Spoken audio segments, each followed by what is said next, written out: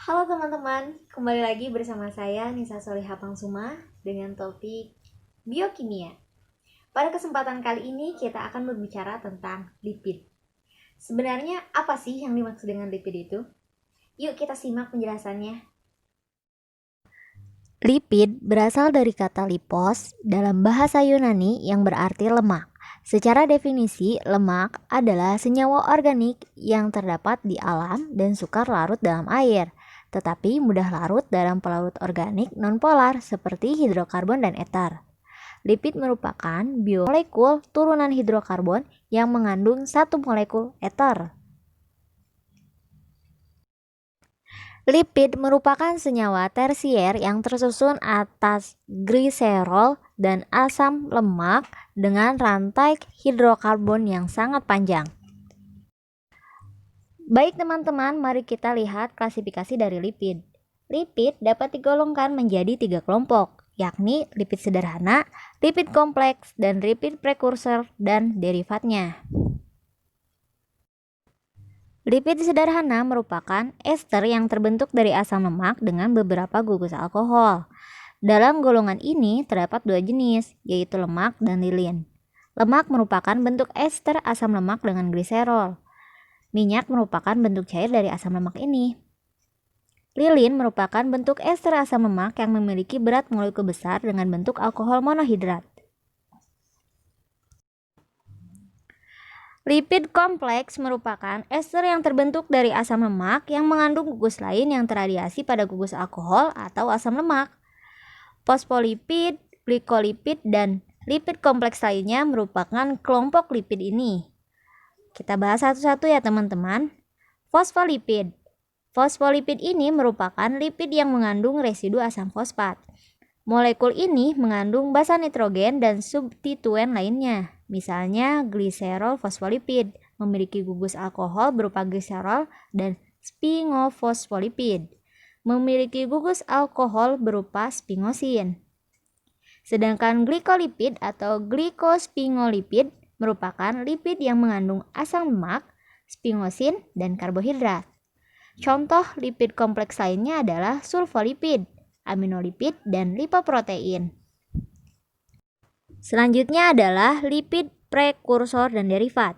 Contoh lipid kategori ini adalah asam lemak, gliserol, steroid, aldehid, lemak, keton bodies, lipid yang terlarut pada vitamin dan beberapa hormon.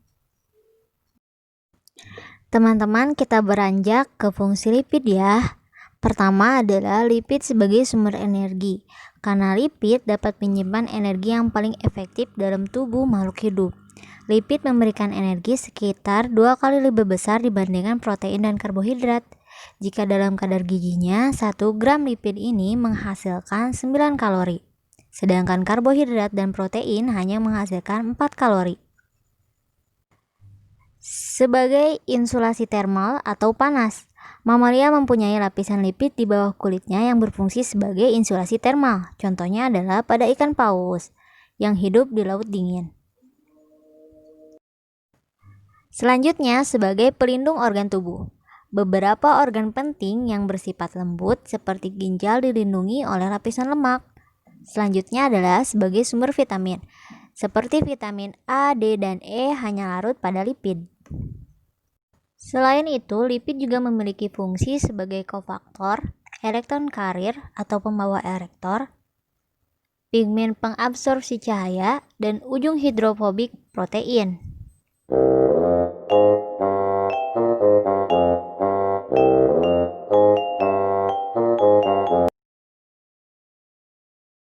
Metabolisme lemak secara sederhana dapat digambarkan sebagai berikut, di mana lipid yang kita makan akan mengalami proses lipolisis menjadi gliserol dan FFA atau free fatty acid. Gliserol akan diubah menjadi gliserol fosfat dan diubah menjadi dihidrokseton fosfat, lalu diubah kembali menjadi gliserol dehidrofosfat. Ternyata dihidrokseton fosfat ini tidak berasal dari gliserol fosfat saja, melainkan dari fruktosa 1 fosfat dan fruktosa 1,6 bifosfat.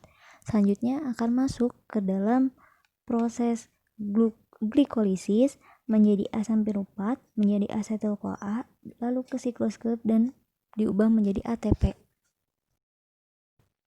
Lalu free fatty acid atau asam lemak bebas ini akan mengalami proses oksidasi menghasilkan asil CoA, lalu mengalami proses beta oksidasi sebanyak 5 kali menghasilkan asetil CoA, yang nantinya asetil CoA ini akan masuk ke siklus Krebs dan menghasilkan ATP.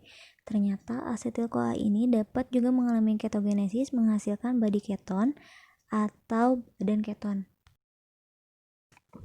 Berikut adalah metabolisme lipid secara kompleks, di mana ada 3 jalur yaitu eksogen, endogen, dan RCTP. Eksogen dan endogen ini nantinya akan melewati jalur usus halus, sedangkan RCTP adalah Reservoir Cholesterol Transport Pathway atau jalur transport kolesterol. Kita mulai dari jalur eksogen. Jadi nantinya makanan yang kita makan itu akan diubah menjadi trigliserida dan kolesterol. Kolesterol juga dihasilkan dari empedu. Trigliserida akan dibentuk menjadi FFA atau free fatty acid. Aku singkat menjadi TG, dan kolesterol aku singkat jadi CH. Keduanya akan ditambahkan fosfolipid dan apoprotein menjadi kilomikron. Penambahan fosfolipid dan apoprotein ini terjadi di enterosit atau dalam sel usus halus. Nah, kilomikron ini nantinya masuk ke dalam saluran limfe melalui ductus thoracicus dan masuk ke aliran darah.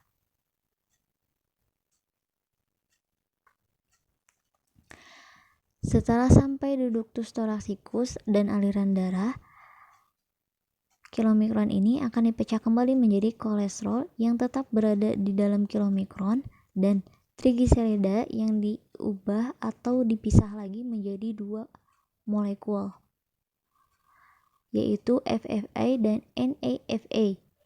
FFA atau free fatty acid masuk ke jaringan adiposa, NAFA atau non-steroid fatty acid tetap dalam kilomikron. Nah, keduanya ini akan membentuk kilomikron remnan dengan kadar trigliserida rendah dan kolesterol tinggi yang akan masuk ke dalam jaringan hepar atau hati.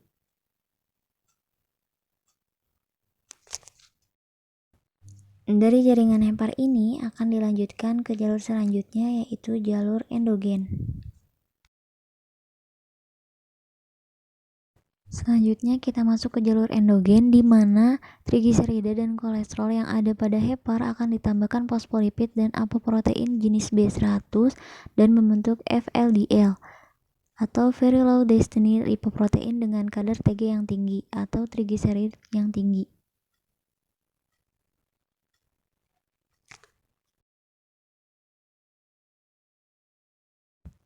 Kadar trigliserida di dalam VLDL ini akan dihidrolisis oleh LPL atau lipoprotein lipase menjadi IDL atau intermediate density lipoprotein, di mana kadar trigliserida dan kolesterol akan menjadi sama atau seimbang.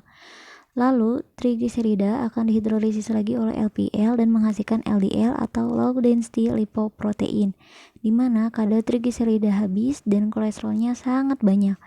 Akibat banyaknya kadar kolesterol, maka kolesterol akan didistribusikan ke dalam 3 jalur. Pertama, dikembalikan lagi ke hepar, lalu kedua, mengalami oksidasi dan ditangkap oleh reseptor scavenger A di makrofag dan menjadi sel busa. Lalu jalur yang ketiga adalah didistribusikan ke dalam jaringan steroidogenik. Oke teman-teman, selanjutnya kita masuk ke jalur terakhir, yaitu jalur RCTP atau Reverse Cholesterol Transport Pathway. Jadi nantinya kolesterol yang ada dari usus dan dari hepar ini dengan kadar kolesterol yang rendah akan membentuk HDL nascent, di mana HDL nascent ini mengandung apoprotein E, apoprotein C, dan apoprotein E. Sehingga sel busa yang tadinya ditangkap oleh reseptor scavenger BA akan mengambil kembali kolesterol yang ada di makrofag dengan bantuan reseptor ABCD1. Sehingga HDL nascent akan berubah menjadi HDL mature, di mana kadar kolesterolnya yang tinggi. Nah, kadar kolesterol yang tinggi ini akan dibebaskan melalui proses esterifikasi dengan bantuan LCAT atau lecithin cholesterol acid transferase, di mana akan ada 2 jalur transferase. Yang pertama adalah terjadi pertukaran kolesterol ester dengan trigliserida dari FLDL dan IDL, lalu didistribusikan kembali ke hati atau hepar. Jalur yang kedua adalah ditangkap lagi oleh reseptor scavenger BA atau SRBI, lalu ditransmisikan lagi ke dalam hepar. Baik teman-teman, selanjutnya kita akan ke materi terakhir, yaitu sintesis asam lemak. Asetil-CoA akan diubah menjadi malonyl-CoA oleh asetil-CoA karboksilase. Kemudian malonyl-CoA ini akan ditransferkan ke dalam FAS. Terjadi reaksi kondensasi, reduksi, dehidrasi yang akan menghasilkan 2 karbon malonyl.